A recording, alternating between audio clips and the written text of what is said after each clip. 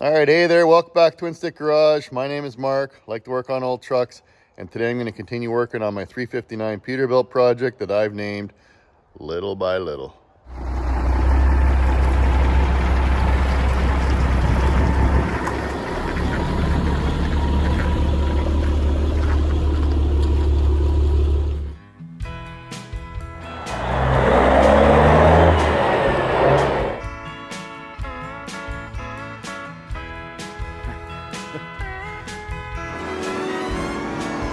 It's amazing that 50 years later,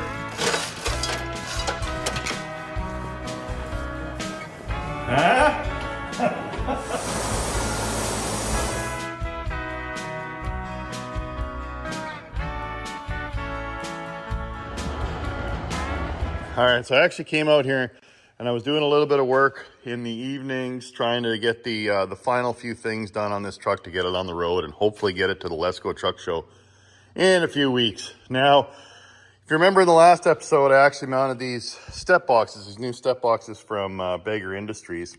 And the original mount holes on the brackets put the box too low to the ground. So I actually went up to the next hole up and then re-drilled new holes and mounted them in there.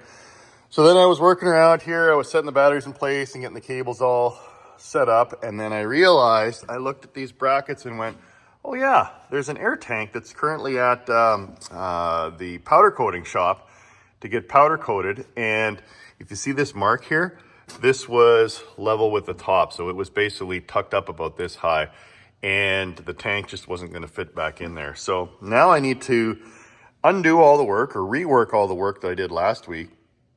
I've taken the brackets off, already started drilling some holes. I actually welded a few holes closed just so they don't look like such a pin cushion. And then I'll mount the boxes back in there, and then I can put this beautiful tank that I got, as I was mentioning. I got powder coated. So this is the original tank, and I kind of like that it's the original one. There it is there. 27, 9, I don't know if you can see it there, 78. So this is the original tank that was installed at the Peterbilt factory and put on little by little when it hit the showroom floor in 79. So I think that's pretty cool to put that back on there. And as I mentioned, I kind of like the black underneath the door there. The gloss black will match the black bands. And then there is still going to be stainless steel trim that I need to put back on underneath the cabin, underneath the sleeper. So lots of little things. I would like to get going on the interior today too, because that's basically the final piece, is finishing up the interior, cleaning everything up, finishing up the doors, and then starting this truck and taking it down the road. So with that, I'm gonna get back to reworking the steps to lower them down about 2 inches. So I actually have enough room to put this air tank in there. And then I'll come back and put the air tank in, hook up the lines, and then, yeah, move on to the interior. Fun.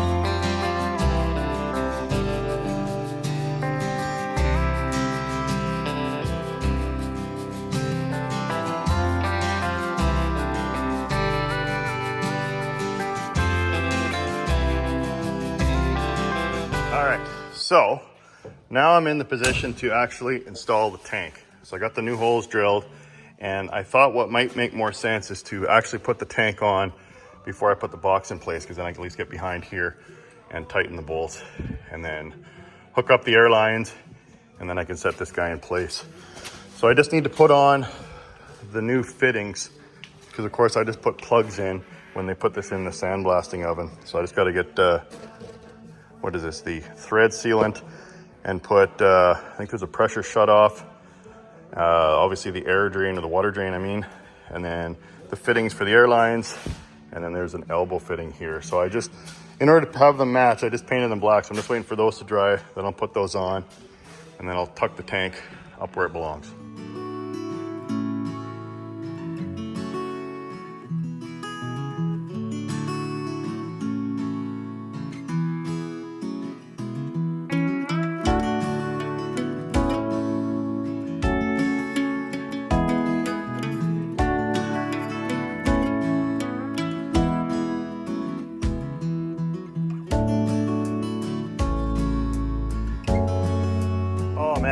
That took me a while to get to this point, but now the tank's in there, the box is mounted, and there's still enough room for the lid to fit between.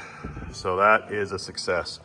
So now I'm just gonna go in behind here. I'm just gonna put a little bit of blue Loctite on the threads because I don't want this backing off and the tank falling on the street. I mean, I guess it would be held by the airlines, but it's still better to, an ounce of precaution is worth a pound of cure. So I'll tighten those up. I'll put on the top airlines there.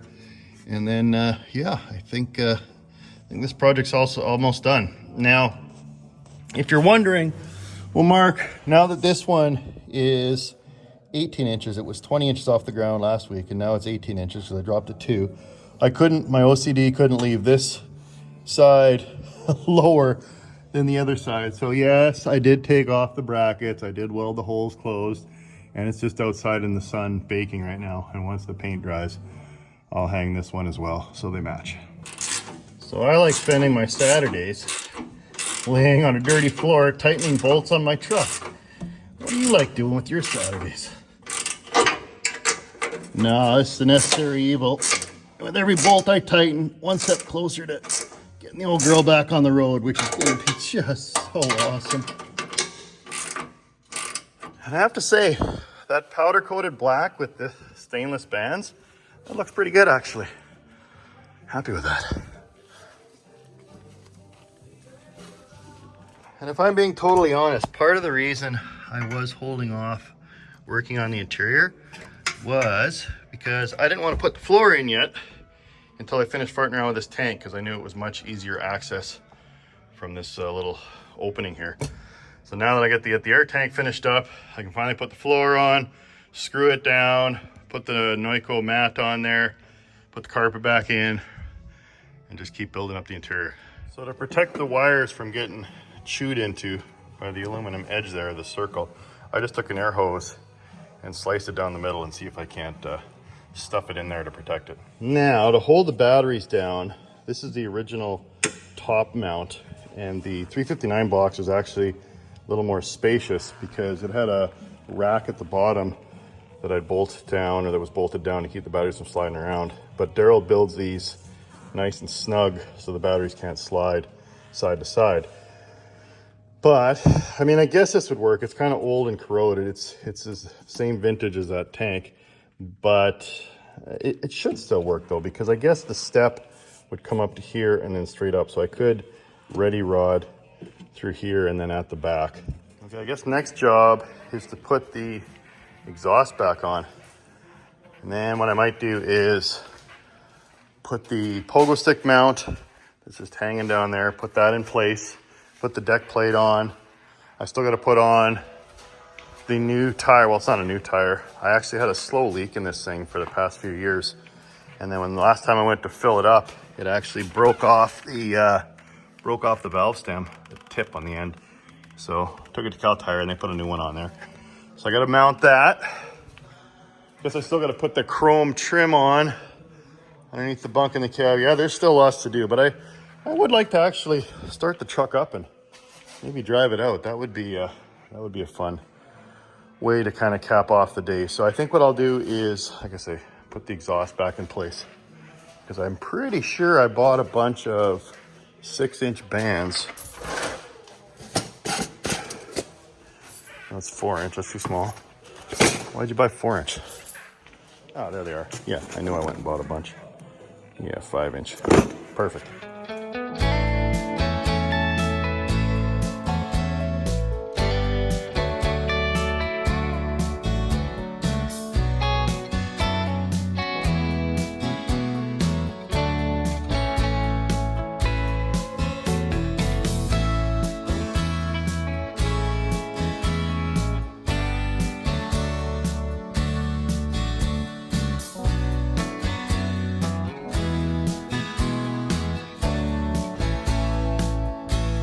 Okay, exhaust is on. Now, keep in mind that that old crusty pipe and this pipe here is gonna be replaced. Blake's gonna help me out when he finally gets some free time, and we'll do stainless, just like we did on the Duke, and then redo that. I'll get some new stainless. I actually think I still got some stainless from Lyle's exhaust in Ontario. They sent me some 6-inch. We still got some work to do on the Duke. Just gonna do the intake, and then if there's any left over, we'll do that all in stainless. But it'll do for now. At least it's shiny on the outside. All right, what's next? Oh yeah, deck plate.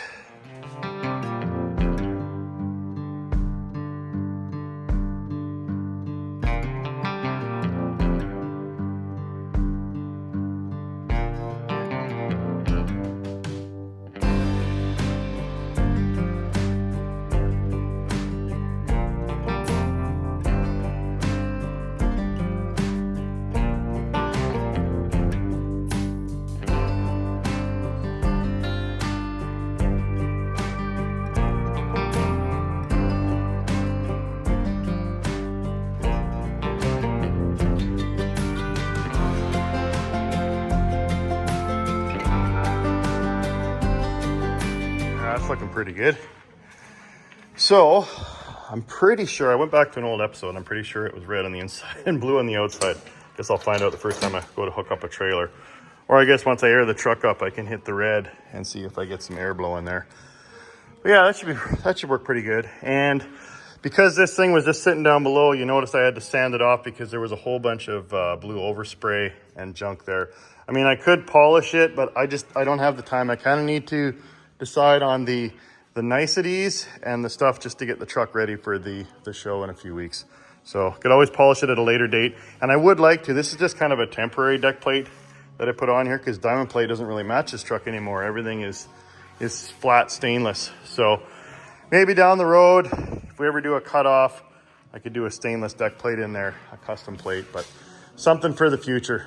So I'll finish that up, and then I might start playing with those, that chrome or stainless trim that goes around the bunk. Just the little things to make it look mint. Well, actually, I might as well get this fixed tire put on here.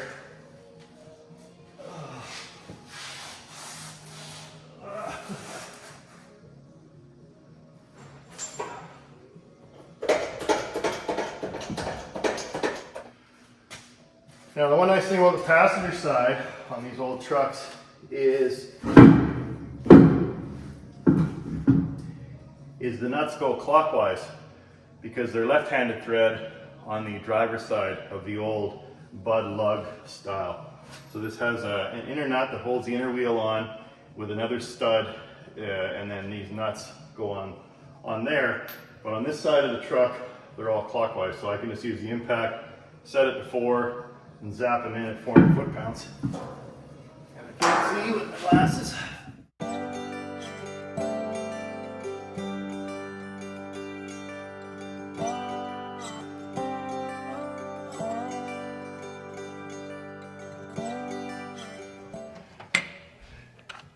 Now you never want to trust the Ugga-Duggas with big wheels like this. You want to make sure they're properly torqued.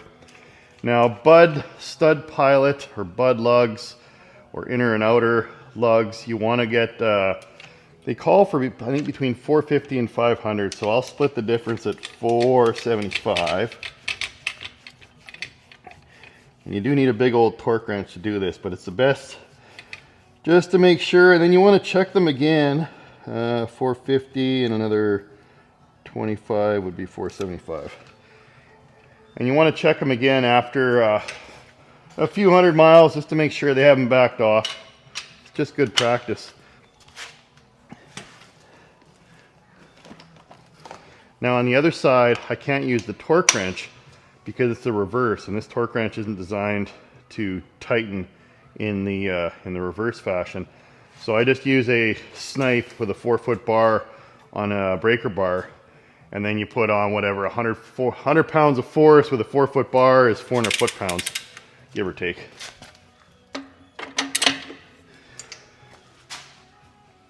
Oh,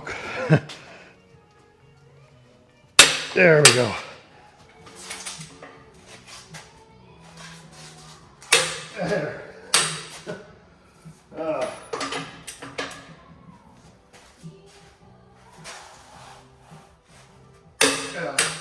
Well, that's a bummer.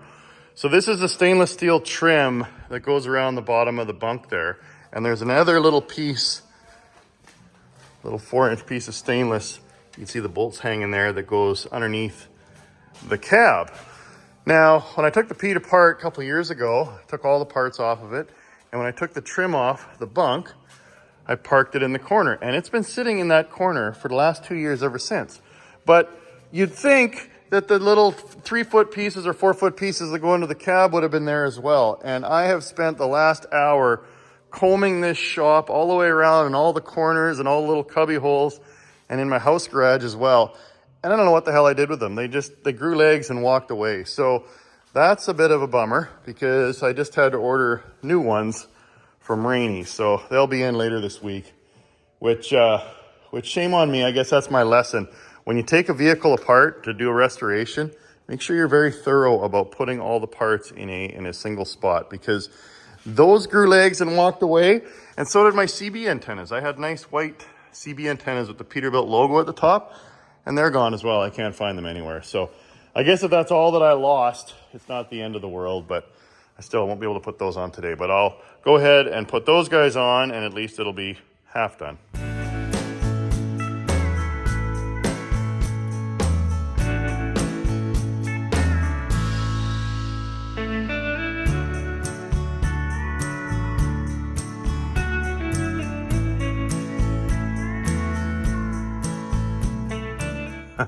Whoops. So I got this all up into place, and then I realized, oh, what are these lines for hanging here? And I went, oh yeah, they're the coolant lines that go to the heater core in the bunk, so you can get heat in the bunk. So I just snipped them when I started this second restoration. So I'll just take these off here, put those on there, put some hose clamps on, and then put the trim on. All right, so my ADD is in full trucker effect today. So while I was underneath there putting up the coolant lines, I remembered, oh yeah, I gotta reconnect all the wiring for the underglow. And then I had to go backwards and do a little reverse forensics to figure out how I had it wired before. But I got it sorted. So there's the underglow under the bed, the underglow under the bunk, and then the air can glow. Mint! All right. I still got underglow behind the bumper that I need to connect up. Oh, so many things. There, wired. And I got the trim on and everything. Doesn't that look sharp? Cool. All right, what's next? All right, next up I want to put on the battery bracket that holds them in place. I gave it a little coat of paint. And I took out the 2 center batteries, and you'll see why in a second. Now, I've got to try and get this over without touching the positive terminals back there. Come on now. There we go.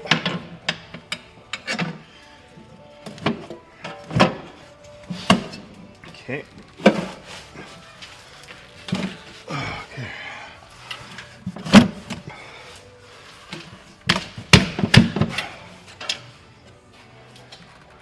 There, something like that.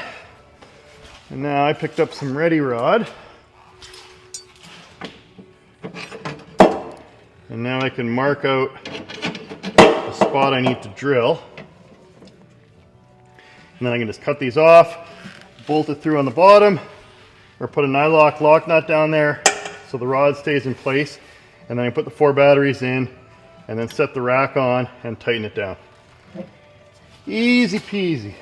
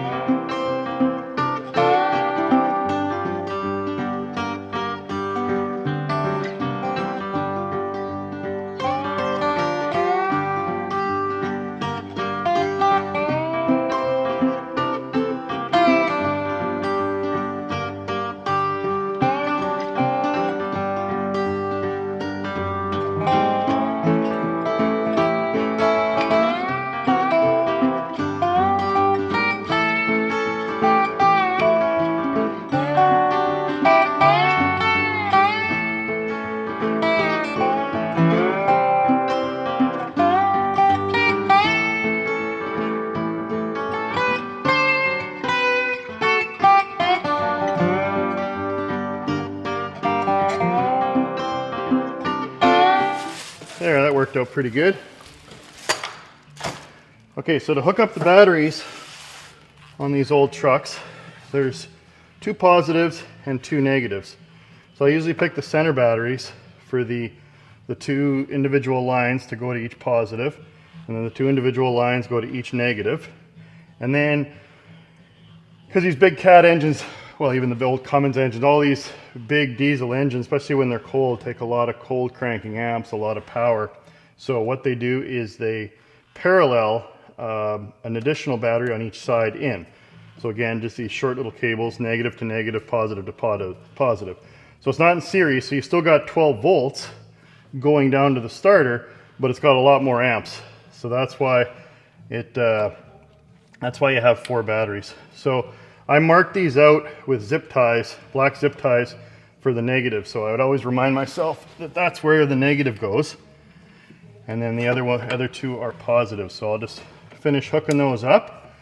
And then maybe, just maybe, I might give this truck a little tickle.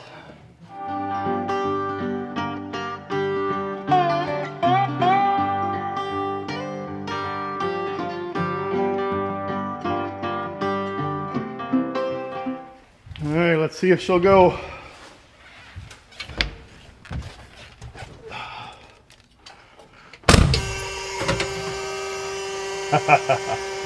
Power windows, right on. Okay, contact. Yeah, boy.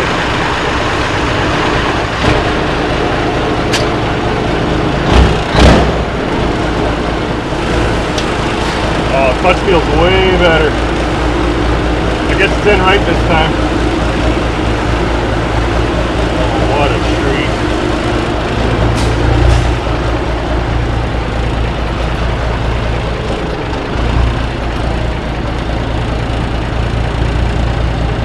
Oh man, she's close now. It's not quite ready for a road trip yet, but man, it's getting real close. Still need to get that chrome trim when it arrives under the doors. That should finish it up out here. Oh yeah, I forgot to put the little second rivets on there. And of course, I still need to finish the interior. But that'll be next Saturday's job. Damn, I'm close now. Oh man, it's so tempting. Should I take it for a quick rip around the block?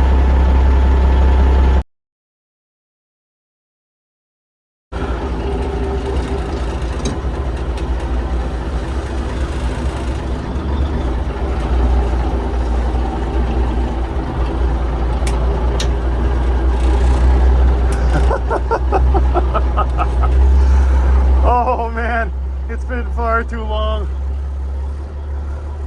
It has been far too long since I've driven this truck. Oh, she's way longer than Snowman. Oh, yeah, boy. What? I forgot what gear I was in.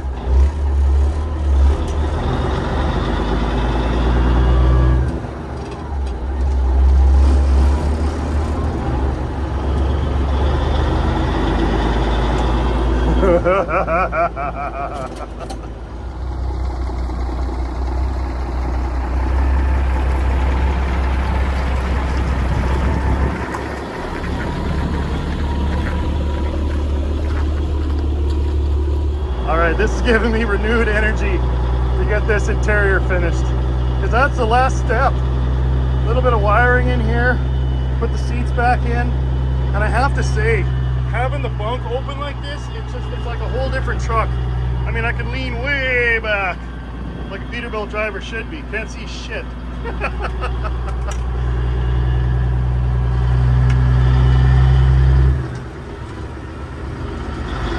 Oh, I still remember how. Oh, look at that big, beautiful blue hood. Took so much work to paint.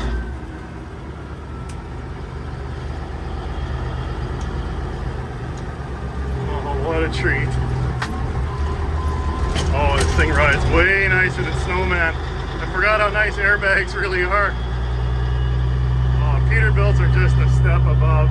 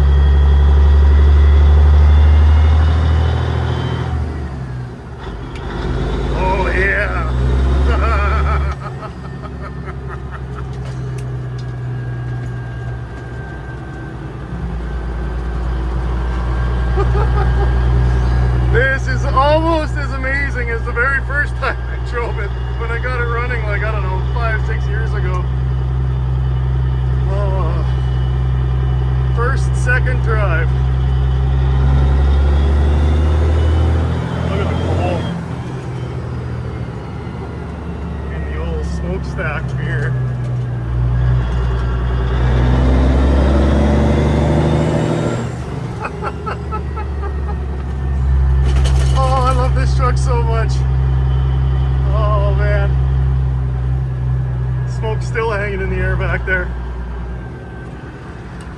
This is a treat. I know I keep saying it, but oh man, when you put that many hours in and that many scraped knuckles, it just truly is so rewarding.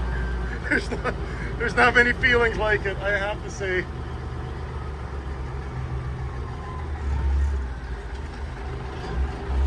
I gotta go around the block one more time.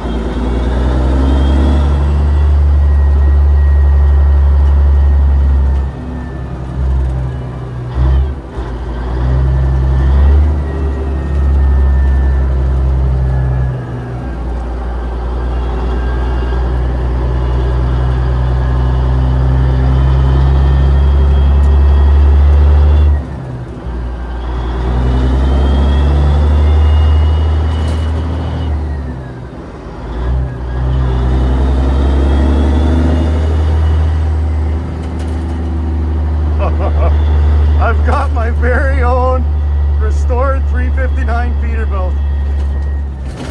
Oh, it still needs a little work. A few more nuts and bolts on the inside here. But I've come this far. Oh, something else fell down. I've come this far, I'll definitely get it done. So there you go. Hope you enjoyed the episode. Thanks for following along. Thanks for all the support. Really appreciate all you guys out there. And with that, I'll wrap it up there. See you in the next episode. And don't ever forget, if you got it, truckers brought it.